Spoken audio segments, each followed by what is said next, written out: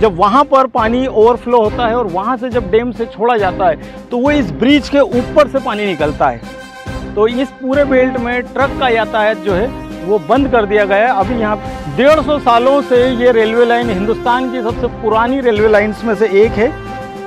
ये है माँ नर्मदा मैया जो पाइप के माध्यम से इंदौर आ रही है और यही नर्मदा मैया से इंदौर का जीवन जो है वो रोज चलता है। लोग अपनी प्यास बुझाते हैं। इसी माँ नर्मदा के कारण इंदौर का जीवन जीवंत रहता है।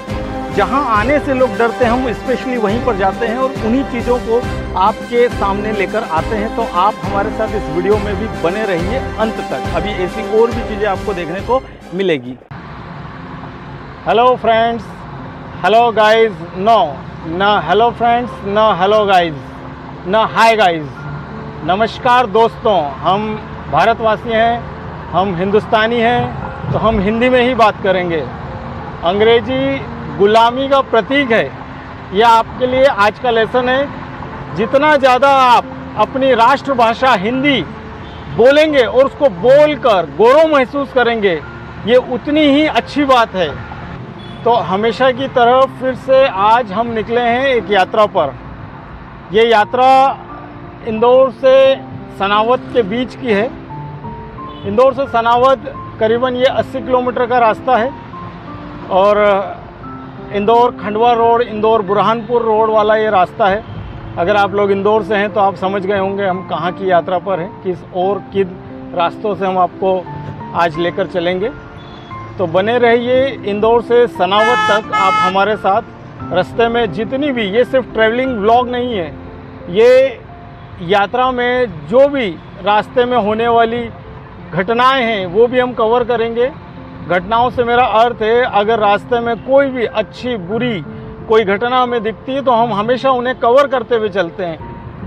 यहाँ से एक रास्ता सीधे मुंबई के लिए चला गया है जो सीधे ब्रिज के ऊपर से, और दूसरा रास्ता लेफ़्ट टर्न का जो है ये जा रहा है ओंकारेश्वर, खंडवा, बुरहानपुर होते हुए महाराष्ट्र के लिए। तो यहाँ से 120 किलोमीटर से खंडवा और ओंकारेश्वर ज्योतिर्लिंग 70 किलोमीटर है यहाँ से। तो ये देखिए, ये ऊपर से रोड एबी रोड के लिए यानी मुंबई के लिए रोड सीधा चला गया और हम जो है ब्रिज के नीचे से आगे जाकर लेफ़्ट टर्न लेंगे तो वो इंदौर से खंडवा, बुरहानपुर, ओंकारेश्वर के लिए रास्ता चला जाएगा।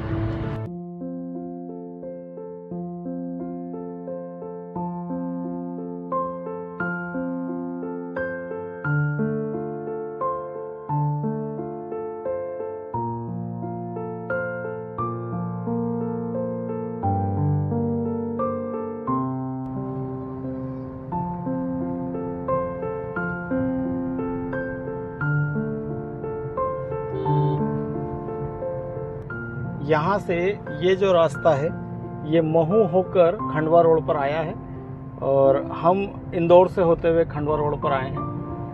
तो यहाँ से महू से भी रास्ता जुड़ा है और यहाँ से अब आप देख रहे हैं Omkareshwar 55 kilometre, Burhanpur 157 kilometre board पे लिखा है। तो यहाँ से घाट सेक्शन जो इस पूरे रोड की सबसे सुंदर बेल्ट है, जो घाट सेक्शन है जहाँ पहाड़ियाँ हैं, घाटियाँ हैं, नदी है, वो वाला बेल्ट अब यहाँ से 1-2 किलोमीटर बाद शुरू होगा। अभी हम लोग सिमरोल क्रॉस करके आए हैं और यहाँ पे आपको हम लेफ़्ट साइड दिखाएंगे Indian institute of technology IIT, Indore IIT। ये देखिए, भारतीय प्रौद्योगिकी संस्थान। ये अब आप देख सकते हैं यहाँ से घाट सेक्शन यानी कि पहाड़ी रास्ता जो है वो शुरू हो चुका है और यहाँ बहुत हरियाली देखने को मिलेगी आपको बारिश के दिनों में विशेष करके। आप देख सकते हैं ये घुमावदार रास्ता है, पहाड़ी रास्ता है और इस रास्ते पर ट्रैफिक जाम की बहुत समस्या होती थी आए दिन। ये देखिए आप, यहाँ से घाट स्टार्ट हो चुके हैं।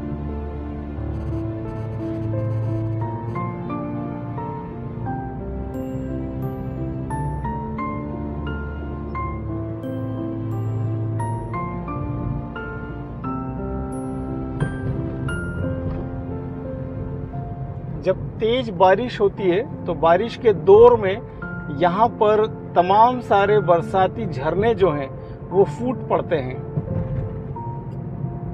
अब ये इस रास्ते का वो जगह आ गया है, वो टर्निंग पॉइंट आ गया है जहाँ से उल्टी दिशा में नीचे की ओर उतरना होता है। यहाँ लिखा हुआ है घाट उतरने हेतु कृपया उल्टी दिशा में चलें। तो हम अपोजिट लेन में आ चुके हैं, यानी कि राइट साइड वाली लेन आमतौर पे जो ऊपर जाने के लिए होती है, और यहाँ से हम इस घाट में नीचे उतर रहे हैं।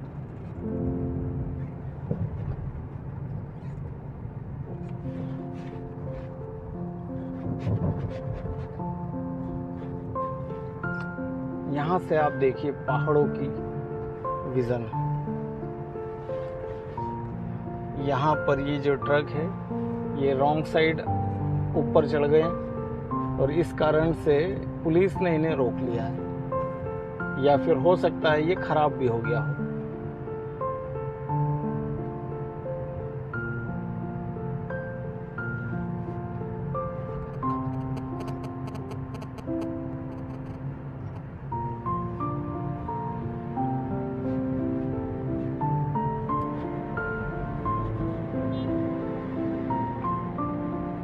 यहाँ पे घने पेड़ थे, जंगल था, लेकिन ये फोर लेन रोड का जो प्रोजेक्ट है उसमें आप देख सकते हैं यहाँ पे पेड़ों को काट के जंगल को ख़त्म करके सपाट मैदान कर दिया गया है। भाई अब डेवलपमेंट चाहिए, बड़ी सड़कें चाहिए, तो इन जंगलों का विनाश तो करना ही होगा, और इससे सबसे बड़ा जो नुकसान होता है हमारे पर्यावरण को होता है।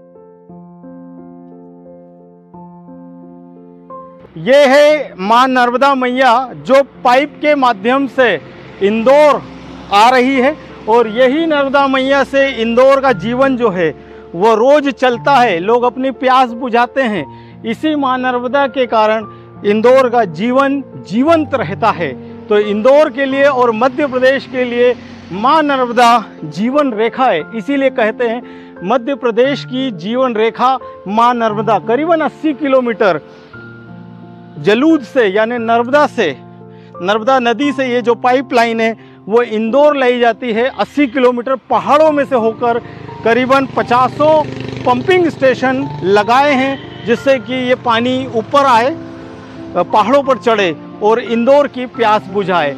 अगर एक दिन ये मां नर्मदा इंदौर नहीं आती है तो इंदौर में हाहाकार मच जाता है। तो इसकी क्या कीमत है, क्या वैल्यू है इंदौर के लिए, ये इंदौर वासी ही जानते हैं। इस वक्त यहाँ पर गर्मी बहुत हो रही है। हमने आपको नर्मदा की जो पाइपलाइन है इंदौर में जो आ रही है उसके बारे में बताया। आप देख सकते हैं इन जंगलों में से होते हुए ये जो पाइपलाइन है वो इंदौर आ रही है। और यहाँ पर एक बार आप इंदौर से जब घाट उतरना शुरू करते हैं तो बहुत तेज़ गर्मी पड़ती है, क्योंकि इंदौर एक मालवा का पठार है, ऊंचाई पर है। और ये जो जैसे जैसे हम नीचे आते हैं तो ये निमाड़ का हिस्सा शुरू हो जाता है, मतलब इंदौर मालवा से हम निकलकर निमाड़ में आ जाते हैं। और जैसे जैसे हम नीचे आते हैं तो आप देख सकते हैं इस वक्त बारिश का मौसम है, बहुत तेज़ बारिश पिछले 2 दिनों में इंदौर में हुई। और अभी भी यहाँ पर इतनी उमस वाली गर्मी है, इतनी उमस वाली गर्मी है कि मैं पूरा पसीना पसीना हो रहा हूँ। लेकिन आप लोगों को घुमाना है, आप लोगों के लिए हमें भी घूमना है, और हमें आपको नई नई जगह, नई नई चीज़ें, नई नई बातें बताना है। तो ये पसीना उसके सामने कुछ भी नहीं है। तो आप बने रहिए, भले हम कितना पसीने में नहाएं या बारिश में नहाएं, लेकिन आप हमारा साथ ना छोड़िए, तो हमारी हिम्मत भी उतनी ही बनी रहेगी। चलिए इस सफ़र को जारी करते हैं।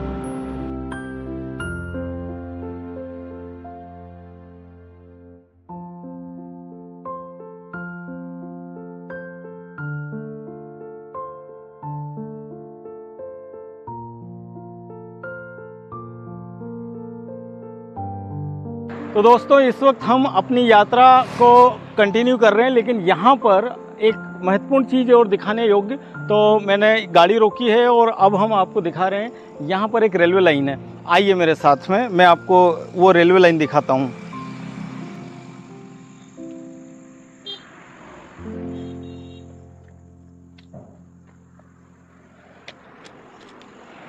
आइए, ये देखिए, ये रेलवे लाइन है। ये 150 साल पुरानी नैरो गेज रेलवे लाइन है और ये खंडवा रोड है। बिल्कुल ये जो पहाड़ी स्टाइल में सड़क के साथ साथ रेल भी चल रही है। एक समय यहाँ ट्रेन चलती थी, लेकिन पिछले कुछ सालों से यहाँ पे रेलवे यातायात जो है, रेलवे का काम जो है वो बंद कर दिया गया। अब यहाँ कोई ट्रेन नहीं चलती है।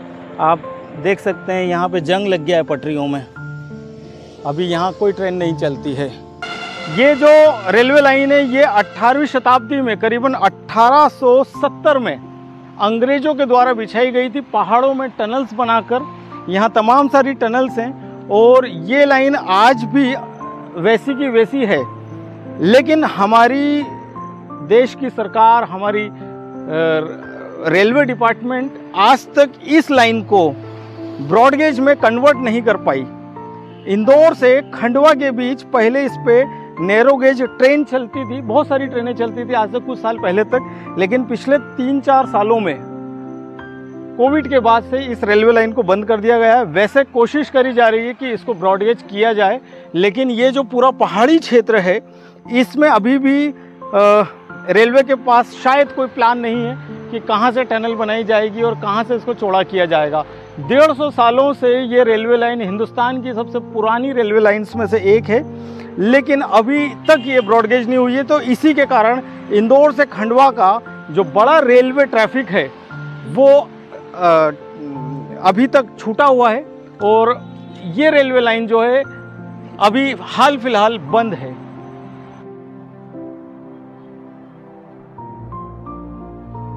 तो यात्रा को आगे ले जाते हुए शुरू करते हैं फिर से इस यात्रा को।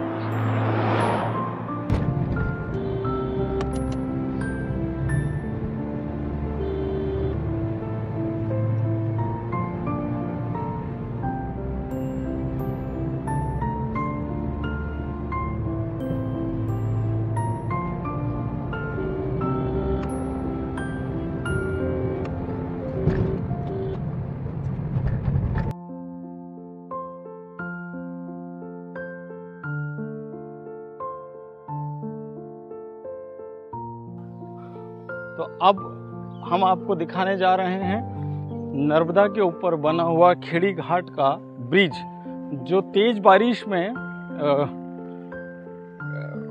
एक तरह से खराब हो चुका है। अब आप यहाँ देखिए,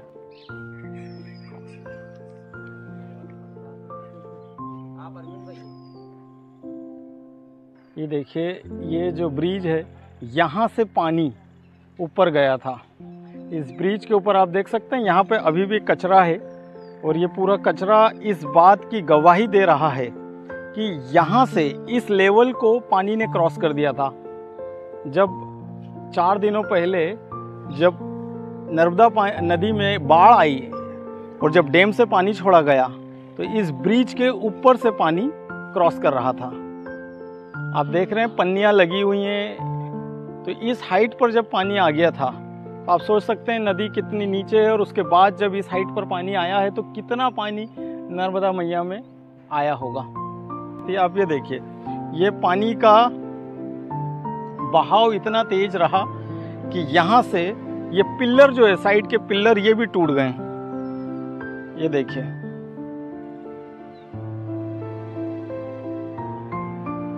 आज से सिर्फ 4 दिन पुरानी बात है ये, और ये पूरा एरिया जो था वो पानी पानी हो चुका था। ये देखिए, पानी की ताकत आपको यहाँ देखने को मिलेगी। ये जो रेलिंग है, ये रेलिंग बहुत हेवी लोहे की बनी है, लेकिन देखिए जो मेरे हाथ में मुझे महसूस हो रही है कितनी हेवी है। ये सारी रेलिंग उखड़ गई है और पानी में बह गई है। यहाँ पूरे ब्रिज पर रेलिंग थी।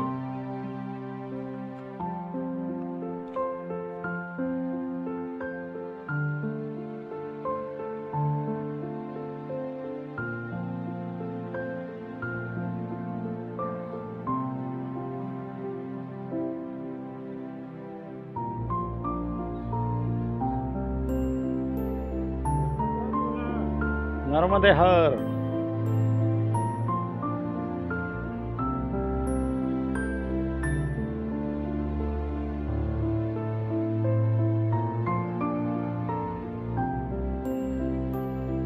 ये देखिए डामर उखड़ के डामर पे आ गया है, जैसे इस ब्रिज पर भूकंप आया हो वो हालात हैं यहाँ।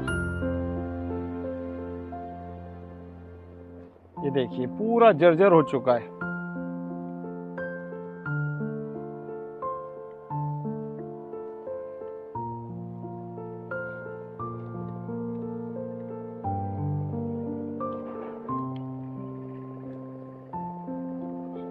अब अनिश्चितकाल के लिए इस ब्रिज पर से यातायात बंद कर दिया गया है।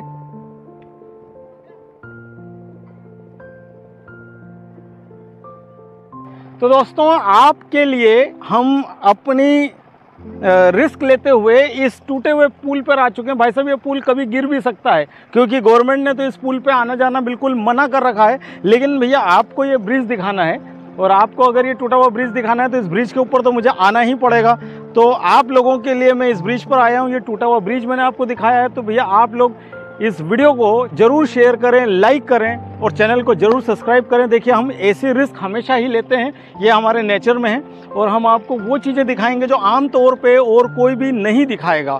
जहां आने से लोग डरते हैं हम स्पेशली वहीं पर जाते हैं और उन्हीं चीज़ों को आपके सामने लेकर आते हैं। तो आप हमारे साथ इस वीडियो में भी बने रहिए अंत तक, अभी ऐसी और भी चीज़ें आपको देखने को मिलेगी। तो ये भैया हैं जो यहाँ पर मछली पकड़ने की कोशिश कर रहे हैं। देख सकते हैं आप बहुत दूर तक इनकी ये जो रस्सी है जा रही है। और भैया अभी तक कोई मछली आई कि नहीं?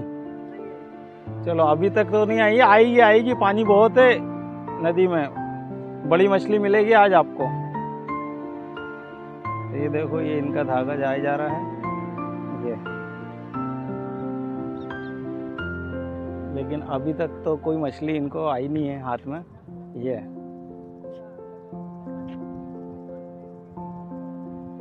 ऐसा लग रहा पतंग उड़ रही नीचे की साइड, है ना? ऊपर उड़ाते हैं लोग, तुम नीचे उड़ा रहे हो नदी में। चलो बेस्ट ऑफ लक। तो भैया सभी अपने अपनी दुकानदारी लेके बैठे हैं। अब ये भैया यहाँ शायद क्या करने आए हैं? क्या तुम सड़क सुधारने वाले हो? अच्छा वो जो वहाँ कर रहे थे अभी तुम, अच्छा अच्छा। ये भैया टेलीफोन की लाइन भी यहाँ उखड़ गई, पूरी डिस्टर्ब हो गई, तो उस कारण से ये टेलीफोन लाइन सुधारने वाले हैं। ये जा रही है इनकी लाइन, आपको दिख रहा है ऑरेंज कलर का वायर। ये हमें यहाँ ब्रिज पर मिले हैं। इनका भी मकान है जो यहाँ डूब गया है, और इनके साथ क्या क्या घटनाएं घटी हैं ये खुद अपने शब्दों में बताएंगे। उस पार रहता हूँ मैं खेड़ी घाट में, और उस पार में मनोज केवट गोताखोर भी मैं ही हूँ।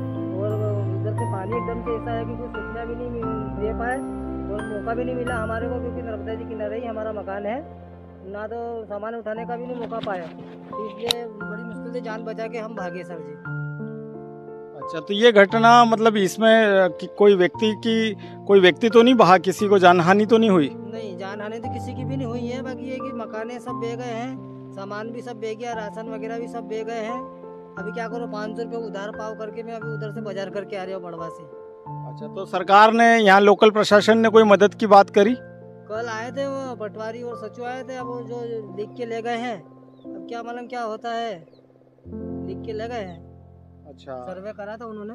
तो घर का सामान भी बह गया होगा फिर तो? हाँ, घर का सामान भी बह गया, गेहूँ थे, बर्तन टिक रहे थे, तो सब दरवाजे हमने खुले रखे थे। अगर दरवाजे लगा देते तो फिर दीवारें उधर जाती, तो इसलिए दरवाजे खुले छोड़ के ही भाई जो हाथ में लगे वो से अपन तो बचो परिवार को लेके। अगर दरवाजा लगा देते तो फिर दीवार प्रेशर इतना आता है कि दीवारें टूट जाती सर जी, प्रेशर से टूट जाती।